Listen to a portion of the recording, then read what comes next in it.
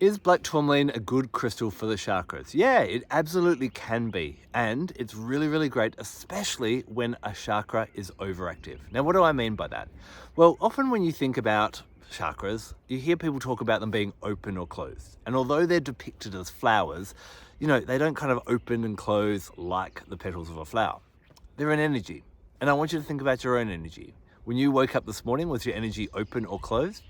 Probably not. It was probably had high energy, low energy, or just right energy.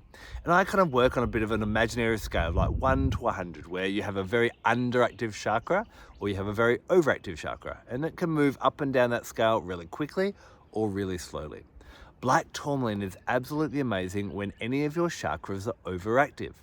What I recommend is placing the black tourmaline on that area. So for example, if you're experiencing anxiety or overthinking or mental fatigue, placing it on the third eye chakra.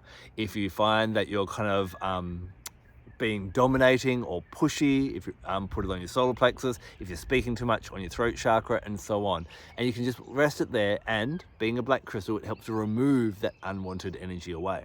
If you'd like to take that to the next level, get 4 pieces of small black tourmaline and a crystal that's really good for cleansing that energy center.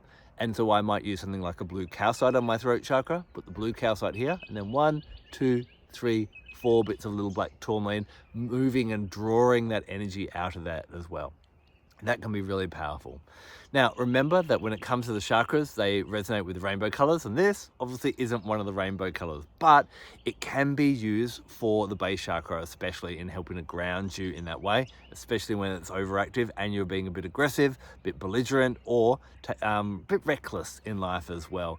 This can be really powerful. Now, where it can be really great is for the incarnator chakra. Now, the incarnator chakra is about 60 centimeters below your feet, and this helps to connect you with your tribe, your ancestry, your clan, where you've come from, and maybe where your soul has journeyed. Now, of course, we can look at our DNA and we can look at, okay, this is my heritage. And maybe, for example, my family is from Scotland and England and a little bit of Finland and the Viking countries. But I still have this attachment to ancient Egypt and to some of to Japan and a little bit to North American culture. And I wonder, and hey, my ideas are as great or as lesser as yours, but does our soul jump from culture to culture to learn different lessons? It doesn't necessarily go through our heritage as well.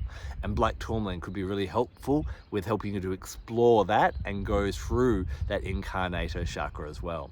Remember that on my website, adambarralet.com, you can get my chakra book where I talk about using different oils and crystals for balancing your chakras, and there's a whole chapter on the incarnator chakra and other lower chakras like the Earth Star chakra there as well. But in short, is this a good crystal for the chakras?